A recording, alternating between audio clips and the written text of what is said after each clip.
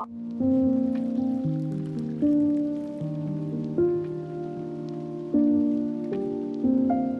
ನಮಸ್ಕಾರ. ಪ್ರಿಯ ಅಡುಗೆ ಮನೆಗೆ ಸ್ವಾಗತ. ಇವತ್ತು ನಾನು ಮಿಲ್ಕ್ ಪೌಡರ್ ಬರ್ಫಿ ಹೇಗೆ ಮಾಡೋದು ಅನ್ನೋದನ್ನು ಹೇಳ್ಕೊಡ್ತಾ ಇದ್ದೀನಿ.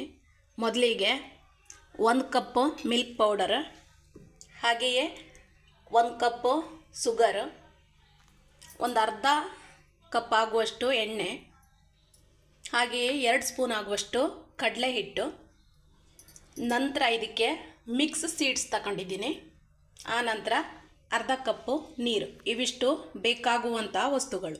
ಈಗ ನಾವು ಒಂದು ಪಾತ್ರೆಗೆ ಮಿಲ್ಕ್ ಪೌಡ್ರನ್ನು ಹಾಕೊಳ್ಳೋಣ. ಹಾಗೆಯೇ ಕಡಲೆ ಹಿಟ್ಟು, ಎಣ್ಣೆಯನ್ನು ಹಾಕಿ ಇವನ್ನು ಕಲಿಸ್ಕೊಳ್ಳೋಣ.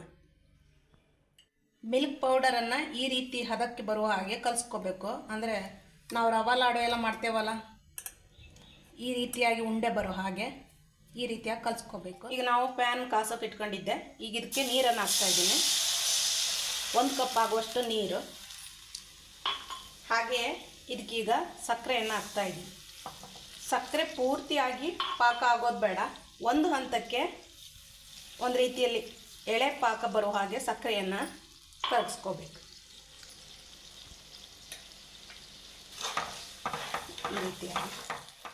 ಈ ರೀತಿ ಪಾಕ ಆಗಬೇಕು. ಅಂದರೆ ಹೆಚ್ಚಿಗೆ ಅಂಟು ಬರೋ ಥರ ಪಾಕವನ್ನು ಮಾಡ್ಕೋಬಾರ್ದು, ತುಂಬ ಗಟ್ಟಿಯಾಗಿಬಿಡ್ತದೆ. ಸ್ವಲ್ಪ ಪಾಕ ಆದರೆ ಸಾಕು. ನಾನು ಇದಕ್ಕೀಗ ಹಾಲು ಪೌಡ್ರನ್ನು, ಕಲಸಿಟ್ಕೊಂಡಿರೋ ಹಾಲು ಪೌಡ್ರನ್ನು ಆ್ಯಡ್ ಮಾಡ್ತಾಯಿದ್ದೀನಿ.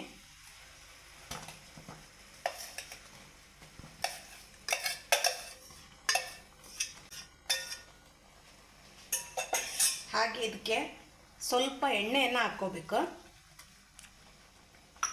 ಈಗ ಇದನ್ನು ಚಿಕ್ಕ ಉರಿಯಲ್ಲಿ ಹಾಗೆ ತಿರುಗ್ತಾ ಇರಬೇಕು.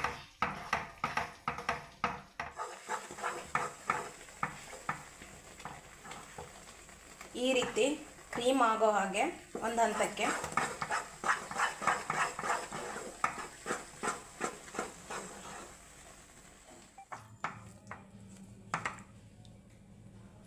ಈ ರೀತಿಯಾಗಿದ್ದು ಗಟ್ಟಿ ಬರುವವರೆಗೂ ಇದನ್ನು ಕಾಸ್ಕೋಬೇಕು. ನೋಡಿ, ಹೀಗಾಗಿದೆ. ಈ ರೀತಿಯಾಗಿ ಒಂದು ರೀತಿಯಲ್ಲಿ ಕಂದು ಬಣ್ಣಕ್ಕೆ ಬರುವವರೆಗೂ ನಾವು ಇದನ್ನು ಕಾಸ್ಕೋಬೇಕು. ಈಗ ಇದನ್ನು ಒಂದು ಪಾತ್ರೆಗೆ ಹಾಕ್ಕೊಳ್ಳೋಣ. ಒಂದು ಪ್ಲೇಟನ್ನು ತೆಗೆದುಕೊಂಡಿದ್ದೇನೆ. ಇದಕ್ಕೆ ನಾನು ಸ್ವಲ್ಪ ತುಪ್ಪವನ್ನು ಒರೆಸ್ಕೊಂಡಿದ್ದೇನೆ. ಹಾಗೆಯೇ ಮೊದಲೇ ತೆಗೆದುಕೊಂಡಿರುವಂತಹ ಈ ಸೀಡ್ಸನ್ನು ಹಾಕ್ತಾಯಿದ್ದೀನಿ ಪ್ಲೇಟಿನ ತಳಭಾಗಕ್ಕೆ. ಎಲ್ಲವೂ ಮಿಕ್ಸ್ ಆಗಿರುವಂಥ ಸೀಡ್ಸ್ ಇದು. ಈಗ ಇದನ್ನು ನಾನು ಈ ಪ್ಲೇಟಿಗೆ ಹಾಕ್ತಾ ಇದ್ದೀನಿ.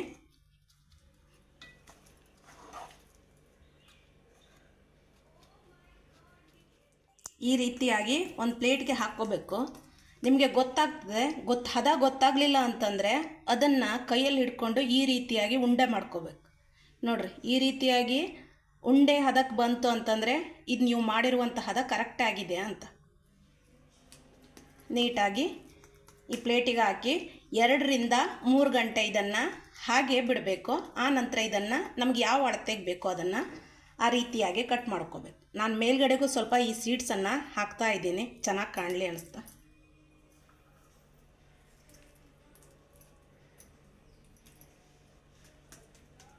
ಇದನ್ನೀಗ 2 ರಿಂದ 3 ಗಂಟೆ ಹಾಗೆ ಬಿಡೋಣ. ಮಿಲ್ಕ್ ಪೌಡರಿನ ಕುಂದಾ ಬರ್ಫಿ ರೆಡಿಯಾಗಿದೆ. ನೋಡಿ, ಈ ರೀತಿಯಾಗಿ ಬಂದಿದೆ. ಹಾಗೆಯೇ ಇದನ್ನು ಈ ರೀತಿಯಾಗಿ ಇಷ್ಟೊಂದು ಸಾಫ್ಟಾಗಿ ಬಂದಿದೆ. ನೋಡಿ, ತಿನ್ನೋದಕ್ಕೂ ಕೂಡ ಅಷ್ಟೇ ಚೆನ್ನಾಗಿರ್ತವೆ. ಹಾಗೆಯೇ ಈ ಕ್ರೆಡಿಟ್ ಎಲ್ಲವೂ ಕೂಡ ದಾವಣಗೆರೆ ನಮ್ಮ ಶಾರದಕ್ಕಂಗೆ ಸಲ್ಲಬೇಕು. ಅವರೇ ಈ ರೆಸಿಪಿಯನ್ನು ಹೇಗೆ ಮಾಡೋದು ಅನ್ನೋದನ್ನು ಹೇಳ್ಕೊಟ್ಟಿರೋದು. Thanks to ಶಾರದಕ್ಕ.